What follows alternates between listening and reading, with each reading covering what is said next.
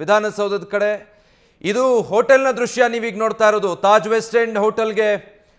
RCB team ಬಂದು ತಲುಪಿದೆ ಬೆಳಗ್ಗೆ ಅಹಮದಾಬಾದ್ನಿಂದ ಹೊರಟವರು ವಿಶೇಷ ವಿಮಾನದಲ್ಲಿ HAL ವಿಮಾನ ನಿಲ್ದಾಣಕ್ಕೆ ಬಂದರು DCM DK ಶಿವಕುಮಾರ್ ಅಲ್ಲಿ ಗ್ರ್ಯಾಂಡ್ ಆಗಿ ಅಭಿಮಾನಿಗಳನ್ನು ವೆಲ್ಕಮ್ ಮಾಡಿಕೊಂಡ್ರು ಅದಾದ ಮೇಲೆ ಅಲ್ಲಿಂದ ನೇರವಾಗಿ ವಿಶೇಷ ಬಸ್ಸಲ್ಲಿ ಟೀಮ್ ಈಗ ತಾಜ್ ವೆಸ್ಟ್ ಎಂಡ್ ಹೋಟೆಲ್ ಅನ್ನು ಬಂದು ತಲುಪಿದೆ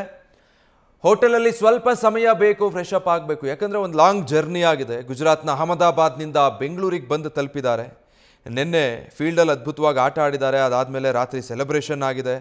ಅದಾದ ನಂತರ ಇವತ್ತು ಬೆಳಗ್ಗೆನೇ ಕಪ್ ಎತ್ಕೊಂಡು RCB ಬಾಯ್ಸ್ ಬೆಂಗಳೂರು ಕಡೆಗೆ ಹೊರಟು ಬಂದಿದ್ದಾರೆ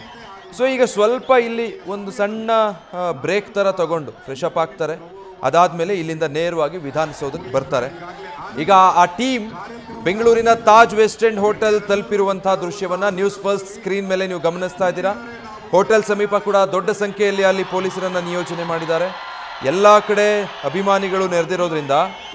ಅಲ್ಲಿ HAL ವಿಮಾನ ನಿಲ್ದಾಣದ ಹತ್ರನೂ ಅಭಿಮಾನಿಗಳು ಅಲ್ಲಿ ನೋಡಿದ್ರೆ ಬ್ಯಾರಿಕೇಡ್ಗಳನ್ನು ಹಾಕಿ ಜನರನ್ನ ತಡೆಯೋದಕ್ಕೆ ಪೊಲೀಸರು ಹರಸಾಹಸ ಪಡ್ತಾ ಇದ್ರು ಪಾಪ ಅಂದರೆ ಅಭಿಮಾನಿಗಳ ಅಭಿಮಾನ ನೋಡಲೇಬೇಕು ಅಂತ ಇನ್ನು ಚಿನ್ನಸ್ವಾಮಿಗೋ ವಿಧಾನಸೌಧದ ಹತ್ರನೋ ಹೋಗೋದಕ್ಕಾಗಲ್ಲ ಇಲ್ಲಾದರೂ ಫ್ಲೈಟ್ ಇಳಿದ ತಕ್ಷಣ ಇಲ್ಲೇ ಕೈ ಬೀಸಿ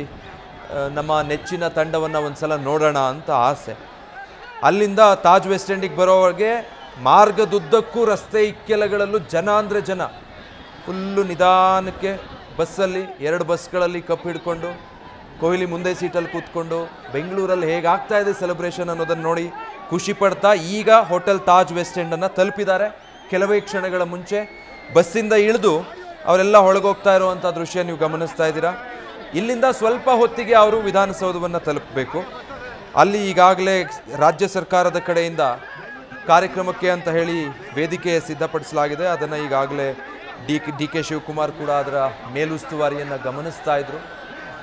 ಬಹುತೇಕ ಜವಾಬ್ದಾರಿ ಅವರೇ ತಗೊಂಡಿದ್ದಾರೆ ಮತ್ತು ಬಹಳ ಖುಷಿನೂ ಇದ್ದಂಗಿದೆ DK ಶಿವಕುಮಾರ್ ಅವ್ರಿಗೆ